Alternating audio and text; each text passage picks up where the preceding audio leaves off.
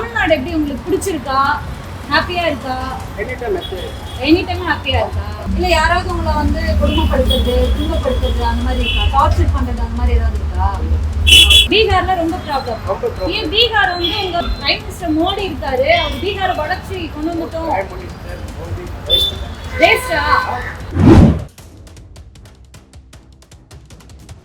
தமிழ்நாடு வந்து எவ்வளவு வருஷம்? 20 வருஷம் தமிழ்நாடு இருக்கீங்களா? உங்களுக்கு மோடி பிடிக்குமா? பிரைம் மினிஸ்டர் பிடிக்காதா? ஏன் பிடிக்காது?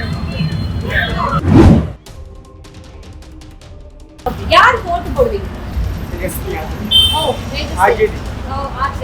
ராகுல் காந்தி பிடிக்குமா?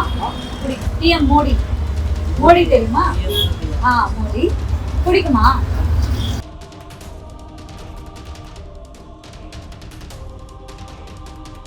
நேர்களுக்கு வணக்கம். பீகார் சட்டமன்ற தேர்தல் 2 கட்ட மக்கள் இதற்கான தேர்தல் பிரச்சாரம் தீவிரமாக நடைபெற்றது.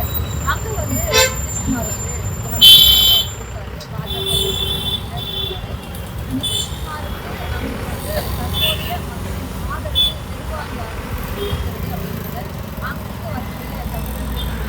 அதே போல நிதிஷ்குமாரினுடைய ஆட்சியில பாஜக ஆட்சியில அந்த பீகாரில் எந்த முன்னேற்றமும் இல்லை அப்படிங்கிறதும் வந்து மக்களுடைய பேசுகிறதாக இருக்கு.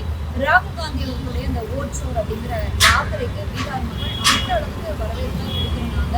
அது போக நாடாளுமன்ற தேர்தல் நேரத்தில் பீகார் மக்கள் வந்து அங்கே போன மீடியாக்கள் கிட்ட எல்லாம் பேசினதான் வந்து மிகப்பெரும் ஒரு பார்வையை பெற்றது பீகார் மக்கள். இது என்னன்னா இந்தியாவில் பார்த்தீங்கன்னா வேற எந்த மாநிலம், குறிப்பாக கேரளா, தமிழ்நாடு போன்ற மாநிலங்கள்லாம் வந்து கல்வியில, வளர்ச்சியில, வேலை வாய்ப்புல அப்படின்னு எல்லா விஷயத்தையும் முன்னேறி இருக்காங்க.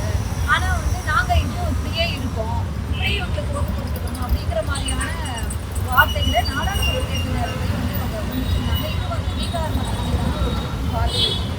அந்த வகையில் இப்போ சட்டமன்ற தேர்தல் நடக்கும்போது பீகார் மீதான பார்வை அப்படிங்கிறது மிகப்பெரும் பார்வையா இருக்கு. அதை தாண்டி அந்த எஃப்ஐஆர் வந்து நடைமுறைப்படுத்தப்பட்டு இதெல்லாமே இருக்கும்போது தான் என்ன அப்படின்னா ஆர்ஜேடியோட கூட்டணிக்கு காங்கிரஸ் வந்து பீகார் தேர்தலை சந்திக்கிறாங்க. அங்கே தேஜஸ்வி யாதவுக்கு பீகார் மக்கள் மிகுந்த வரவேற்பை கொடுக்குறாங்க. இதெல்லாம் தாண்டி பிரதமர் மோடி வந்து அந்த தீவிர பிரச்சாரத்தில் ஈடுபட்டாரு. அதுதான் என்னன்னா பிரதமர் மோடி அந்த இந்தியாவுடைய பிரதமர் ரயிலையும் பிரச்சாரம் நடத்தாம ஒரு பாஜக நபர் போலவும் அதுவும் இந்திய ஒருமைப்பாட்டுக்கு ஒரு கலக்கம் விளைவிக்கிற மாதிரி ஒரு என்ன சொல்றது 2 பேருக்கு இடையில ஒரு மோதலை விளைவிக்கிற மாதிரி பிரச்சாரத்தை அங்க முன்னெடுத்திருக்காரு. இந்த நாடாளுமன்ற தேர்தல் நேரத்திலே நம்ம வந்து பார்த்துருக்கோம். இந்துக்கள் இஸ்லாமியர்களுக்கும் இடையே வந்து மோதல் விளைவிக்கிற மாதிரி பல்வேறு கருத்துக்களை உள்துறை அமைச்சரான அமித்ஷா அவர்களும் பிரதமரான மோடி அவர்களும் வந்து சொன்னாங்க. அதே போலதான் ஒடிசா சட்டமன்ற வந்து ஒடிசாவுடைய பூரி ஜெகநாத் கோயில் அவங்களுடைய அந்த கருவறையினுடைய அந்த சாவி, அதாவது அவங்க அந்த எல்லாம் வச்சுக்கக்கூடிய அந்த அறையினுடைய சாவி தமிழ்நாட்டில் இருக்கு அப்படிங்கிற மாதிரி ஒரு கருத்தை வந்து வச்சிருந்தாங்க. அப்போ தமிழர்கள் என்ன திருடர்களா அப்படிங்கிற மாதிரி தமிழ்நாட்டில் வந்து கொந்தளிப்பு ஏற்படுது.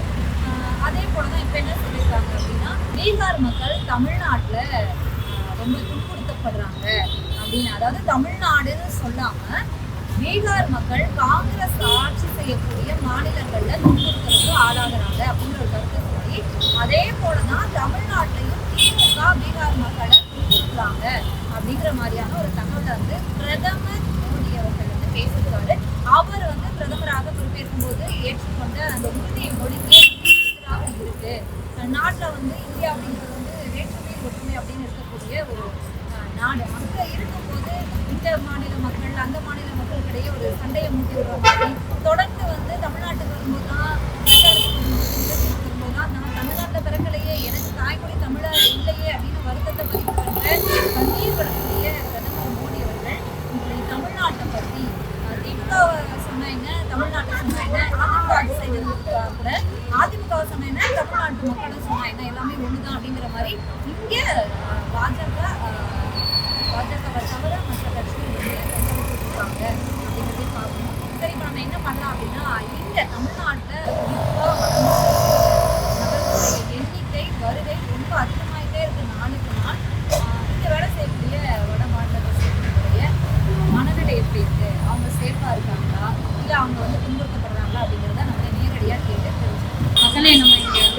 பீகார்ல இருந்து பலன் சௌத்ரி வந்து நம்ம கூட இருக்காரு. ஹோட்டல்ல டி நகர்ல வசிப்பகுதியில ஒர்க் பண்றாரு. எத்தனை வருஷமா ஒர்க் பண்றாரு, இங்க என்னென்ன கஷ்டம்லாம் படுறாரு, என்னென்ன துன்பப்படுறாரு அப்படிங்கிறத கேட்டு தெரிஞ்சுக்கணும். ஹாய் பிரதர், எப்படி இருக்கீங்க? நல்லா இருக்கீங்களா? ஓகே. எத்தனை வருஷம் ஆச்சு தமிழ்நாடு வந்து? 4 வருஷம். 4 இயர்ஸா? 4 இயர்ஸ். ஓகே. 4 இயர்ஸா ஒரே ஷாப்ல ஒர்க் பண்றீங்களா? இல்ல, இது 1 இயர் ஆயிடுச்சு. 1 இயர் ஆயிடுச்சு. ஓகே. பையா இந்த state west Bengal. West Bengal. Okay okay. இந்த ஸ்ட்ரீட் தோணவே இல்லையா உங்களுக்கு? நான் ஊருக்கு போயிட்டு போறேன். அப்பாவும் போயிட்டு இருக்கீங்களா? தமிழ்நாட்டிலே செட்டில் ஆக போறீங்களா? தமிழ்நாடு வந்து எவ்வளோ வருஷம்? 20 வருஷம். 20 இயர்ஸா தமிழ்நாடு இருக்கீங்களா? எவ்வளோ இயர்ஸ் இருக்கீங்க? How many years? Tamil Nadu 1 year. இது தமிழ்நாட்டுக்கு வந்து எவ்வளோ வருஷம் ஆச்சு? 2 years. தமிழ்நாடு எப்படி உங்களுக்கு பிடிச்சிருக்கா? ஹாப்பியா இருக்கா? எனி டைம் ஹாப்பியா இருக்கா? எவ்வளோ சேலரி உங்களுக்கு? எவ்வளோ சம்பளம்? 20,000. பீகார்ல உங்களுக்கு எவ்வளோ சேலரி கிடைக்கும்? ஓ ஓகே ஓகே. தமிழ்நாடு உங்களுக்கு ஹாப்பியா இருக்கா? சேஃபா இருக்கா? இல்ல யாராவது உங்களை கஷ்டப்படுத்துறாங்களா? எவ்வளோ சேலரி கொடுக்குறாங்க? ஓ ஒரு டேக்கு 800 ரூபாய். உங்க ஊர்ல ஒர்க் பண்ணி எவ்வளோ சம்பளம் கிடைக்கும்? எங்க ஃபுல் டே ஒர்க் பண்ணா. தமிழ்நாடு வந்து சேஃபா இருக்கா? ஹாப்பியா இருக்கா? இல்ல ரொம்ப வந்து கஷ்டப்படுத்துறாங்களா? ஓகே. எவ்வளோ சேலரி உங்களுக்கு? சேலரி 15,000. இன் ஜார்க்கண்ட் உங்களுக்கு எவ்வளோ சேலரி கிடைக்கும்?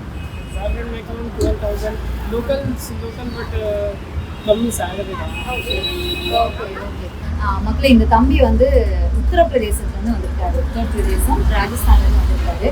தமிழ்நாட்டில் ஒரு எந்த கடையில் ஒர்க் பண்ணுறாரு அப்படின்னா, இந்த பழைய பட்டுக்கள்லாம் வாங்கிட்டு பணம் கொடுப்பாங்கல்ல, அந்த கடையில் டி நகரில் ஒர்க் பண்ணுறாரு. 2 வருஷமா ஒர்க் பண்ணுறாராம். இவர் என்ன ஃபீல் பண்ணுறாரு? தமிழ்நாட்டில் சேஃபாக இருக்காரா? எப்படி ஃபீல் பண்ணுறாரு அப்படின்ட்டு கேட்கு. ஹாய் பிரதர், ஹாப்பியாக இருக்கீங்களா? சேஃபாக இருக்கீங்களா? இல்லை யாராவது உங்களை வந்து கொடுமைப்படுத்துறது, துன்பப்படுத்துறது அந்த மாதிரி இருக்கா? டார்ச்சர் பண்ணுறது அந்த மாதிரி ஏதாவது இருக்கா? எவ்வளோ சம்பளம் கொடுக்குறாங்க? சேலரி 15,000. ஓகே.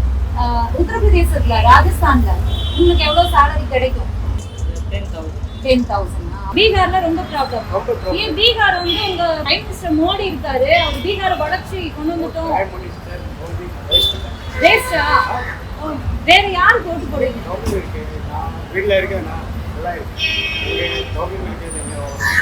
ஓகே. இங்க தமிழ்நாடுல இருந்து ஊருக்கு எத்தனை வாட்டி போவீங்க பீகாருக்கு? 1 yearல once. Okay okay. உங்க ஃபேமிலில எல்லாரும் ஹாப்பியா தமிழ்நாட்டுல நீங்க ஒர்க் பண்றது? ஓகே. யாருக்கு ஓட்டு போடுவீங்க?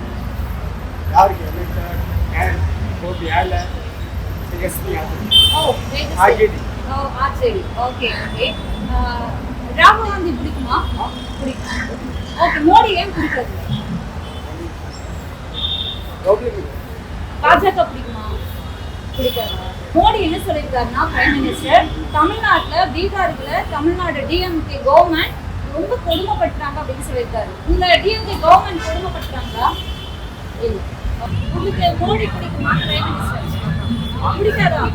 ஏன் பிடிக்காது? வேற யாருக்கு ஓட்டு போடுவீங்க? இங்க வெஸ்ட் பெங்கால் இருக்கா ஓட்டு, இல்லை எங்க இருக்கா? யாருக்கு ஓட்டு? அப்படியா? ஏன் மோடி பிடிக்காது? மோடி பிடிக்குமா? You like Modi?